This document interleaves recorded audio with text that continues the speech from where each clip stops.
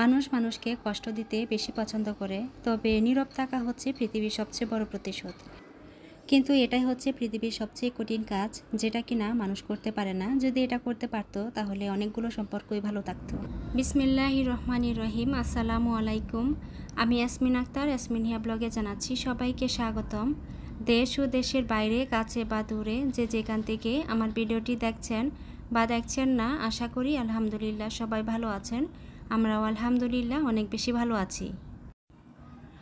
অনেক বেশি গরম পড়েছে। গরমে সবারই নাজেহাল অবস্থা। এমন এক গরম পড়েছে, গরমে বাতাসও দেখা যাচ্ছে না। যখন একটু বাতাসের দেখা পায় তখন কিন্তু নিজের ভিতরে অনেকটা শান্তি কাজ করে। যদিও শরীর ঠান্ডা হয় না, তারপরে মনে হয় একটা সান্ত্বনা। শিশির আপু বলেছিল যে আমার তো কোনো চিন্তা নেই, আমার মেয়ে এখন সব কাজ করবে। তো আজকে আমার মেয়ে আমার জন্য নাস্তাও বানিয়ে ফেলেছে। এই যে দেখুন, আমার জন্য নাস্তা বানিয়ে দিয়ে গিয়েছে, বলে গিয়েছে যে এটা তোমার নাস্তা, খেয়ে ফেলো। সত্যিই আমার কোনো কাজই করতে হবে না। অন্যদিন তো আমার মেয়ে গোটা ঝাড়ু দিয়েছে। সে পরিপ্রেক্ষিতেই কিন্তু শিশির আপু আমাকে লিখেছিল যে আমার কোনো টেনশন নেই, এখন খাওয়া দাওয়ারও কোনো টেনশন থাকবে না। মাঝে মাঝে ভাবতে খুবই খারাপ লাগে, মেয়েটা যখন বড় হয়ে যাবে তখন এই কাণ্ডগুলো ঘটাবে না, শুধু এই ভিডিওর মধ্যে এই কাণ্ডগুলো স্মৃতি হিসেবে রয়ে যাবে। সবসময় শুনে এসেছি মেয়েরা নাকি তাড়াতাড়ি বড় হয়ে যায়, এখন সেটা নিজের চোখে উপলব্ধি করতে পারছি। যাই হোক, কিছু আঙ্গুর এনেছিল। আঙ্গুরগুলো আমি প্রথমে পানি দিয়ে ভিজিয়ে রেখেছিলাম।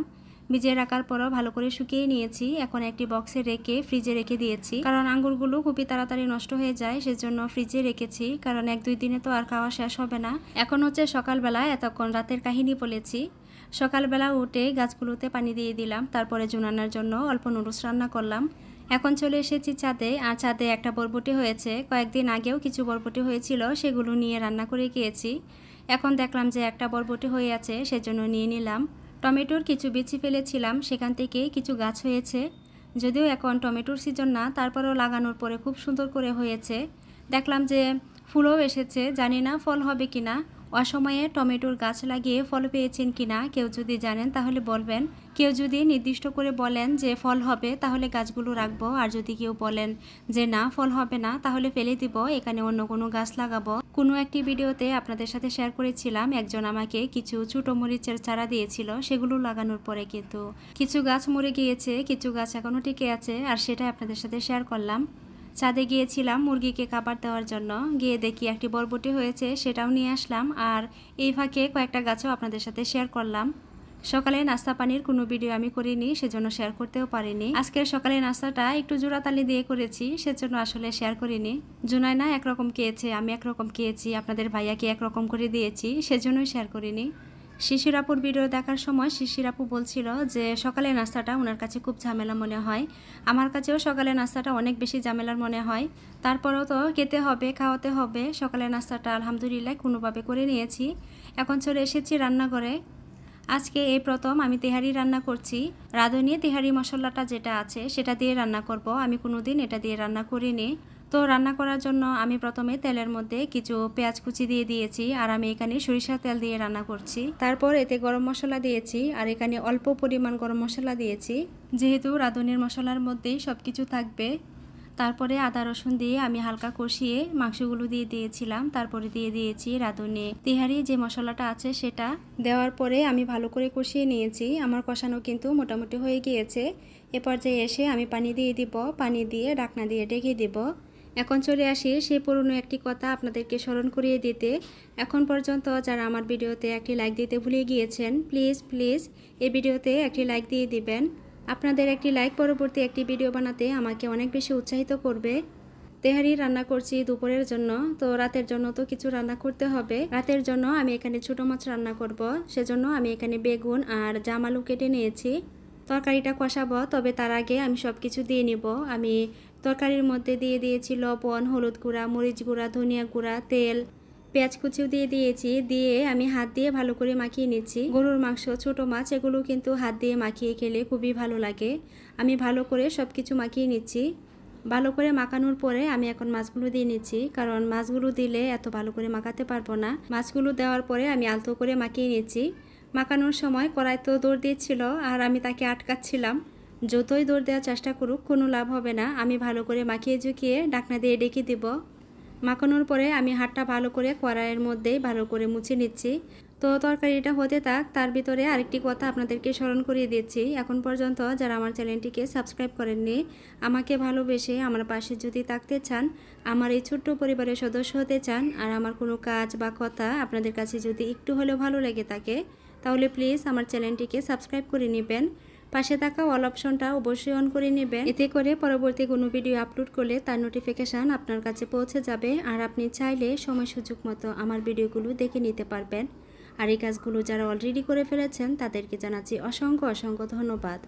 রান্নাটা করতে করতে হঠাৎ করে মনে হলো যে এখানে টক দই দেওয়ার দরকার। সেজন্য আমি গরম পানির মধ্যে 2 চামচ গুঁড়া দুধ দিয়েছিলাম। দেওয়ার পরে সেখানে অল্প পরিমাণ ভিনেগার দিয়েছি, এতে করে কিন্তু টক দইটা তৈরি হয়ে গিয়েছে। সেটাই আমি মাংসের মধ্যে দিয়ে নিয়েছি। মাংসের মধ্যে দিয়ে আরেকটু নাড়িয়ে চাড়িয়ে আবারও ঢাকনা দিয়ে ঢেকে দিলাম। এদিকে বেগুনের তরকারিটা যে আমি হাত দিয়ে ভালো করে মাখিয়ে ঝুঁকিয়ে কষানোর জন্য দিয়েছিলাম, অলরেডি কিন্তু কষানো হয়ে গিয়েছে। এখন আমি পরিমাণ মতো পানি দিয়ে একটি কাঁচামরিচ দিব, দিয়ে ঢাকনা দিয়ে ঢেকে দিব। অনেক এক্সপার্ট রাঁধুনিরা আছেন যারা ভালো করে মাখিয়ে ঝুঁকিয়ে একবারে পানি দিয়ে বসিয়ে দেন, তবে আমি সেটা করি না। আমি প্রথমে একটু কষিয়ে নেই, তারপরে আমি পানি দিয়ে ঢাকনা দিয়ে ঢেকে দেই। এখন দেখুন আমার ধৈর্যের অবস্থা। তেহারির মাংসটা বসিয়েছিলাম পাতিলে, দেখলাম যে সিদ্ধ হতে অনেক বেশি সময় নিচ্ছে। অনেকক্ষণ জাল করেছি মাংসটা, তারপরেও সিদ্ধ হচ্ছে না। সেজন্য আমি প্রেসার কুকারে দিয়ে দিয়েছি যেন খুব তাড়াতাড়ি হয়ে যায়। এই গরুর মাংসটা কেমন জানি সিদ্ধ হতে অনেকটা বেশি সময় নিয়েছে। গত ভিডিওতে বাংলাদেশি মিম আপু আমাকে একটি কমেন্ট করেছিল, আপু সত্যি অনেক লোভনীয় হয়েছে খিচুড়ি, আপু অনেক সুন্দর তোমার সেলাই মেশিন, আমিও মোবাইল দেখে শিখেছি। কিছুদিন পর থেকে গ্যাসের সমস্যা শুরু হবে আবার। আসলে আমরা যারা ঢাকা শহরে থাকি সবাই মোটামুটি জানি যে সবাই যেহেতু এখন বাড়িতে গিয়েছেন, সেজন্য এখন পর্যন্ত দিনে গ্যাসটা পাওয়া যাচ্ছে। অলরেডি সবাই সবার প্রিয়জনের সাথে ঈদ শেষ করে ঢাকায় ফিরে আসছেন। এখন হয়তো গ্যাসের সমস্যাটা আস্তে আস্তে শুরু হতে পারে। গ্যাসও থাকে না, আবার কারেন্টও চলে যায়। গ্যাস যদি না থাকে তাহলে তো মানিয়ে নেওয়া যায়, তবে কারেন্ট যখন চলে যায় তখন আর সহ্য হয় না। পরশুদিন রাতেও আমাদের এখানে কারেন্ট চলে গিয়েছে, যাওয়ার পরে অনেকক্ষণ পর্যন্ত ছিল না। কারেন্টটা গিয়েছে গভীর রাতে, তখন আমরা ঘুমাচ্ছিলাম। কারেন্টটা যেতে সময় লেগেছে, তবে ঘুম থেকে উঠতে একদমই সময় লাগেনি, এত পরিমাণের গরম। সকাল থেকে কারেন্ট আবারও চলে গিয়েছিল। এই হচ্ছে ঢাকা শহরের অবস্থা। এখনই এরকম অবস্থা, গরম তো ভালো করে শুরুই হয়নি। যখন শুরু হবে তখন কি অবস্থা হবে আল্লাহ ভালো জানে। যাই হোক, আপনাদের সাথে কথা বলতে বলতে আরও কিছু কাজ সেরে ফেলেছি। তেহারি রান্নাটা আমার হয়ে গিয়েছে, আর শেষে কী কী অ্যাড করেছি তা তো দেখতেই পেয়েছেন। আমরা সবাই দিয়ে থাকি কেওড়া জল, ঘি, বাদাম, বেরেস্তা, এগুলো সব কিছু দিয়ে আমি ঢাকনা দিয়ে ডেকে একটি মোটা তাওয়া পাতিলটার নিচে রেখে আমি দমে দিয়ে দিলাম। তেহারিটা দমে বসিয়ে এখন চলে এসেছি ডাইনিং টেবিলে। ডাইনিং টেবিলটা আমি ভালো করে ক্লিন করে নিয়েছি, এখন গুছিয়েও নিচ্ছি। বেশিরভাগ ভিডিওতে আপনাদেরকে বলতে হয় কিছু নয়েজ আসতে পারে, সেটা আপনারা সুনজর দৃষ্টিতে দেখবেন। আসলে এটা বলতেও ভালো লাগে না, কি আর করা। প্রচণ্ড গরমে ভয়েস দেওয়াটা কিন্তু অনেকটাই কঠিন, কারণ ফ্যান বন্ধ করে ভয়েসটা দিতে হয়। অনেক সময় দেখা যায় একবারে বসে ভয়েসটা দেওয়া যায় না। আমি কালকে রাতে কিছু ভয়েস দিয়ে রেখেছিলাম, এখন হচ্ছে দিনের বেলা, বাকিটা এখন দিনে বসে শেষ করছি, কারণ সন্ধ্যার দিকে ভিডিওটা আপলোড দিব। যাই হোক, তার ভিতরে কারো যদি আমার ভিডিওটা ভালো লাগে তারা দেখবেন, আর যদি কারো ভালো না লাগে তাহলে তারা স্কিপ করতে পারেন। আমি জানি যারা আমার ভিডিওগুলো পছন্দ করেন, আমাকে ভালোবাসেন, তারা আমার ভিডিওগুলো দেখবেন, সেটা আশপাশ থেকে যত শব্দই আসুক না কেন। এর ভিতরে আপনাদের ভাইয়া কিছু জিনিস পাঠিয়েছে, এখানে কিছু মিষ্টি আছে। মিষ্টিগুলো একজন বাড়ি থেকে এনেছে, ঈদ কাটাতে গিয়েছিল। তো বাড়ি থেকে আসার সময় কিছু মিষ্টি আর কিছু মাছ নিয়ে এসেছে। ভালোবেসে কেউ যদি কাউকে কিছু দেয় তাহলে আসলে অনেক ভালো লাগে। আপনাদের ভাইয়া ফোন দিয়ে বলেছে একজনকে পাঠাচ্ছে কয়েকটা মিষ্টি দিয়ে দিতে, ওরা বসে একসাথে খাবে। অলরেডি কিন্তু যিনি মিষ্টিটা নেবেন তিনি বাইরে দাঁড়িয়ে আছেন, আমি তাড়াহুড়ো করে মিষ্টিগুলো উঁচিয়ে দিচ্ছি। মিষ্টিগুলো খেতে খুবই ভালো লেগেছে, আর মাছগুলো আপনাদের সাথে শেয়ার করতে পারিনি। ছোটো মাছ পাঠিয়েছিল, আর সেই মুহূর্তে আমার যে হেল্পিং হ্যান্ড তিনি বাসায় ছিলেন। তো আল্লাহ বাঁচিয়েছেন, সেই মুহূর্তে যদি উনি না থাকতো তাহলে একটু বিপদে পড়তাম, কারণ এই মাছগুলো ডিপ ফ্রিজিং করা ছিল। মাছগুলো অল্প নরম হয়ে গিয়েছিল, সেই মুহূর্তে যদি না কেটে আবারও ফ্রিজে রেখে দিতাম তাহলে মাছটা একদমই ভালো লাগতো না। এখানে 2টা মিষ্টি রেখেছি, একটি আমি খাবো, একটি আমার মেয়ে খাবে। আর জোনাইনা বলছিল সাদা মিষ্টিটা আমি খাবো, সে কিন্তু চেষ্টাও করছে খাওয়ার জন্য। ভেবেছিলাম মাছগুলো কাটার পরে আপনাদের সাথে শেয়ার করব, তবে তখনও ভুলে গিয়েছি। প্যাকেট করে ফ্রিজে রেখে দিয়েছি। রেখে দেওয়ার পরে মনে হলো আহারে আপনাদের সাথে তো শেয়ার করতেই পারলাম না। এদিকে রাতের জন্য 2টি তরকারি রান্না করা আমার হয়ে গিয়েছে।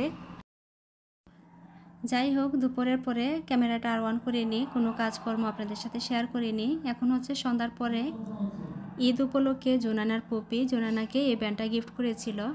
ব্যান্ডের সাথে জামাও দিয়েছিল, তবে সেগুলো আপনাদের সাথে শেয়ার করিনি। তো ব্যান্ডটা ছুটে গিয়েছে, সেটা আমি লাগাচ্ছিলাম। ছুটে গিয়েছে বললে ভুল হবে, আসলে সেই ছুটিয়েছে। এরকম আরও 2টা ব্যান্ড তাকে এনে দেওয়া হয়েছিল, সেগুলো সে ভেঙে ফেলেছে। মাথার এই ব্যান্ডগুলোকে সে রাজকুমারীর ব্যান্ড বলে, আর এই ব্যান্ডগুলো সে খুবই পছন্দ করে, সেজন্যই বারবার তাকে এনে দেওয়া হচ্ছে, কিন্তু সে রাখতে পারছে না। গ্লুগান দিয়ে কোনো রকমভাবে লাগিয়ে দিচ্ছি যেন বাসায় পড়তে পারে। আর আমার মেয়ে বাসায় অনেক সাজুগুজু করতে পছন্দ করে, বাইরে যেতে হয় না।